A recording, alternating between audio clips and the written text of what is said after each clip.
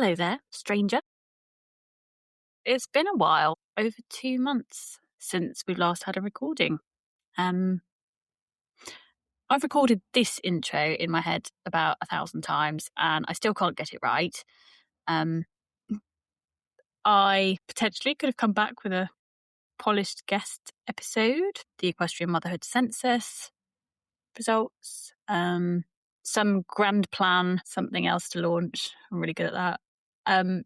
But EMC has always asked people to tell the truth and just be themselves.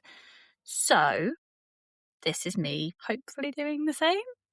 I don't really have a neat little bow for this episode. I don't have a comeback strategy.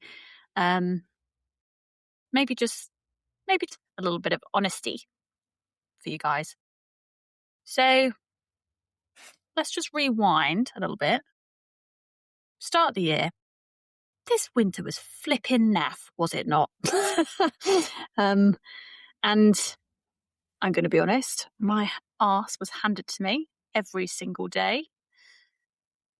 Mud, limited turnout, logistics, guilt, child, wetness, flooding, the whole lot. Horses during the start of the year weren't really an escape for me. They were just another thing that's needed my energy and my time. Obviously, we had the Duke situation with injuries and a bit of hospitalisation, which was delightful. And getting things right with youngsters, some sort of emotional weight to me, whether that's perceived or not. But yeah, I guess horses were kind of where I went to remember who I was. But for the first time ever, they did become something I was sort of struggling to show up for too. Not practically per se, but just emotionally. And it became more of a drain than I thought I was probably willing to admit out loud. So yeah, that's been pretty difficult because I think a lot of people, when they have kids, have definitely said, or have heard people say this, that, you know, when it stops becoming fun, a bit like gambling, when the fun stops, stop. But it's hard to do that when there is an animal's welfare and well-being that relies on you. And also, this is a huge part of our identities, right? So that's been a bit of a weird one. Also, as well, a lot of people will know that a huge part of my identity, has been my career. I think until this point, I don't know whether I've ever said this on a podcast. I'll have to go back and check. But I was until just this time last month, director of marketing for Horse and Country, so the equestrian specialist broadcaster.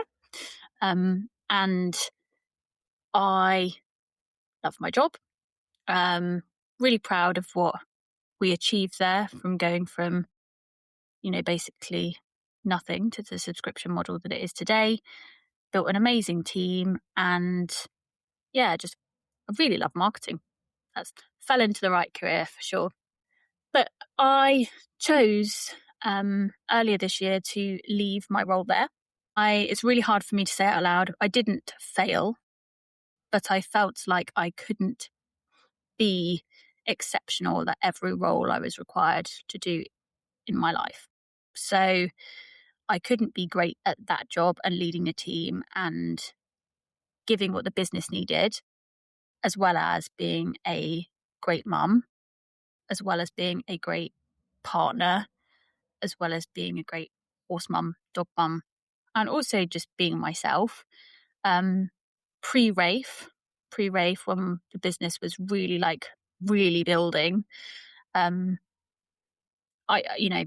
wouldn't have even given it a second thought, the hours that I was working or the projects that I was taking on, just to, see it all succeed. And because I genuinely get a buzz out of working, I love it.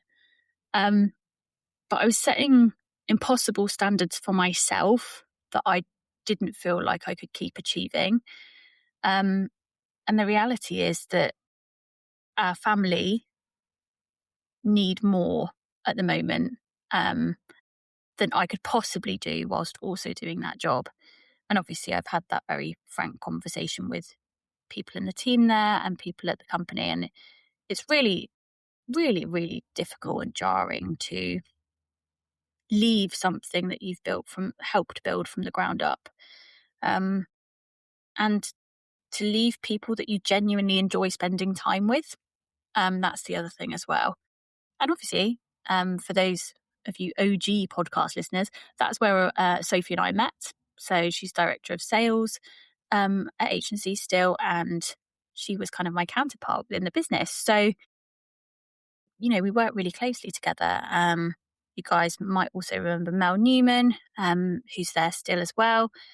And these people have not just become great colleagues, but great friends. And so it's hard to leave people when you don't feel like you're actually done. Like my work there isn't done, but my energy is. And so let's talk a little bit about why that could be. I think many people who have toddlers will also feel the energy drain somewhat. And for me, I've talked about this previously on the podcast quite a few times, but I have ADHD myself, so it gives me an extra little added load to put on the day-to-day. But we are now suspecting SEN for Rafe as well, and that has come with a load of appointments, research, observational work, advocacy, but also, honestly, emotional labour, trying to understand him and where his frustrations lie and where behaviour is coming from and how we can help him and pacify him, whilst also shaping him into the great human that he's going to be. I've lost count now of the amount of days where I was working and it would be called to pick him up early, or I'd have to drop him in late, or he was too upset to go, or just childcare wasn't childcaring. She still goes to nursery, but on a much reduced schedule than when I was working, because I want him to have some group interaction still and try and enjoy life without me, because I also need a break as well. But I just had absolutely nothing left in the tank when trying to also be a good employee, be a good team leader, and then also try and navigate what he's potentially struggling with as well. And that might only be temporary, and it might just be, toddler years and he's finding that really difficult, but it might also not. And I just have to be cognizant and aware of that. So, yeah, it's just absolutely worn thin.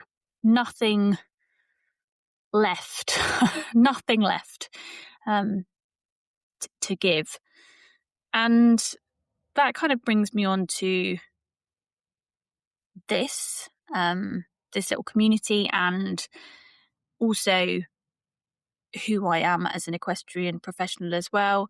I think the reason that I have been so quiet for the last couple of months is obviously because I'm experiencing a little burnout, but also there is that level of feeling like I've failed quite publicly. There's so many podcast episodes that I've recorded with amazing equestrian parents that I really want to release. 14 of them to be precise. We've got the Equestrian Motherhood Census that we launched earlier this year, and I'm about to start working through the results of that to share with everybody, in brief anyway. I've not been active on social. Loads of projects that I had in the works for EMC have sort of stalled.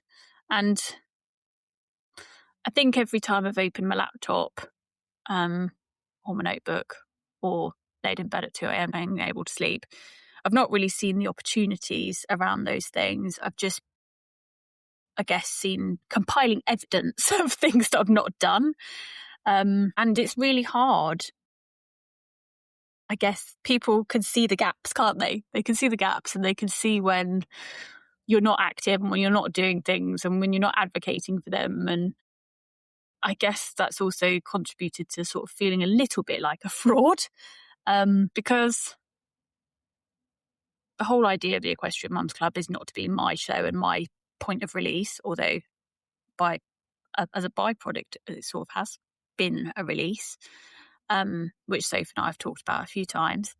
The whole point of the Equestrian Mums Club is to give other people a voice and to share your stories and to give people solidarity and somewhere to relate and to make you feel like you're not the only mad person that decides to do this themselves. But somewhere along the way, I've sort of forgotten that my story is also part of that. And so there's this weird sort of fraud, shame, guilt spiral going on that I can't share, which is a little bit Wally-like, I guess. And also this thought that how could I possibly, in inverted commas, lead a community of people like you, incredible equestrian parents that show up and just have such resilience and are so inspirational. How could I possibly lead or even be a part of that when I haven't necessarily felt like I was succeeding as a parent or an equestrian myself? It all felt very small, I guess, what I've been doing. And sometimes having conversations with people, you just think, wow, how are you achieving that? I mean, there's definitely conversations that I'm yet to release that just like, wow, you guys, I just don't know how you're doing it. But I guess that's the point, isn't it? Maybe the Equestrian Mums Club isn't about being led by me or by somebody who has all the answers, because none of us do. But maybe it's about being built or shaped by people who understand the questions that equestrian parents are facing. So yeah, there's been a lot of mental bullying of myself, I think, which is probably a bit too honest, but there you go. But sort of during this period of quietness, withdrawal and complete burnout, there's been some really eye-opening moments, like things I didn't expect. The community that Sophie and I and you guys have built showed up for me. I've had more messages than I can count from people just checking in. Not necessarily like, when's the next episode? Hey, when can I see the census results? What's happened to this, and this, like this project that we're working on? Just genuinely people checking in and saying, are you okay? Which, oh my goodness, like I can't even begin to tell you the realization then of that moment of this community isn't just something that I've built or therefore I have to carry all by myself. It actually has turned into an actual community. And the whole point of that is that other people carry each other. It's not fake. Which again is just pretty mind-blowing, or it has been for me anyway. Yeah. What does the next chapter look like? Well, guess what? It's not a relaunch. It's not a shiny new logo. It is a new chapter, I think. It's me saying to you guys, I would like to be more sustainable for myself. I've got a really good pattern now that I get myself into, which is these really big ideas that I want to help people, and I then maybe overpromise because I somehow think I've got another 24 hours in a day than everybody else. I'm really good at daydreaming about what this community could become, and what I'm not brilliant at is kind of sort of respecting my own capacity or the capacity at which my family also need me. So I need to stop working till 2 a.m. Yeah, that would be good. So yeah, there's not a new promise of anything in this episode. Sorry, guys. There's not me throwing everything I've possibly got into EMC and sort of forgetting that I also have other responsibilities. It's just that I need to be honest with you about where I guess I've been on this sort of like realization journey. I need to get back to telling stories and honest conversations with you, because I think that's actually the most helpful thing that I could possibly do. And yeah, using the stories that you guys have been telling to create change for everybody, but not in a sort of, taking on the whole industry 1 hour at a time type situation. It's actually, we're still creating a community where we look after each other. Everything else is a bit of a bonus.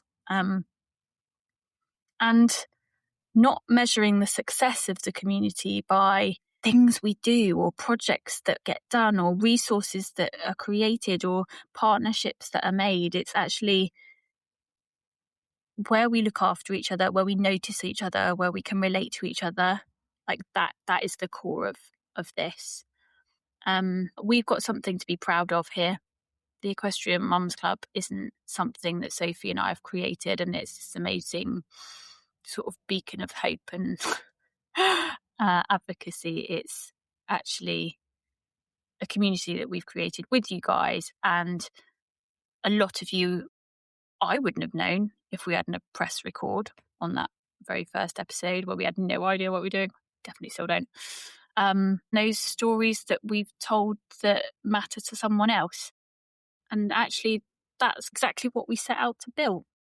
We set out to build somewhere that people could be themselves and find other people to relate to.